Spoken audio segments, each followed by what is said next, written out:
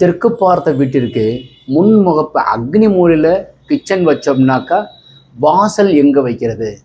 ஒருவேளை கிச்சன் வாயு மூலையில் வைக்கலாமா? இது மாதிரி பல கேள்விகள் இருக்கிறவங்களுக்கு அருமையான குளிப்பொருத்தத்தோட ஃபேன்டாஸ்டிக்கான வாஸ்து வரைபடம் பிளான் உள்ளே போய் பார்ப்போம் வாங்க. தெற்கு திசை முருகபெருமானுக்கு உண்டான திசை. செவ்வாய் திசை நடக்குதுன்னு வச்சுக்கோங்க. கண்டிப்பாக நீங்கள் பார்க்க வேண்டியது பழனி முருகனை ராஜ அலங்காரத்தோடு போய் பார்க்குறது. பூனல் போட்டவங்க வைதிகானாக இருக்கிற மாதிரியான அமைப்பை போய் பார்த்தீங்கன்னா வீடு கட்டுறதற்குண்டான அமைப்பு கண்டிப்பாக பழனி முருகன் கொடுப்பார்.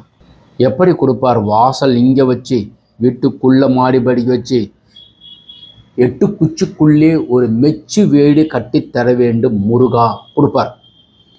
ஸோ சுற்றி 8 மாளிகை மாதிரி கொடுப்பார். ஒரு பெட்ரூம் 2 பெட்ரூம் பூஜா வெளியெல்லாம் அந்த அம்யூனிட்டிஸ் எல்லாம் வச்சு கொடுப்பார். அழகாக கொடுப்பார். ஏன்னா முருகன் அழகு. பலமாக கொடுப்பார். யானை மடை பலம். வயது 61 ஆண்டுகள். 11 பொருத்தத்தில் 8 பொருத்தத்தோடு கொடுப்பார். நல்லா கொடுப்பார். இது யாருக்கு எல்லாம் யோகம்? ரிஷபம் கன்னி மகரத்திற்கு யோகம். வெளிநாடு செல்லணும், வெளி மாநிலம் செல்லணும்.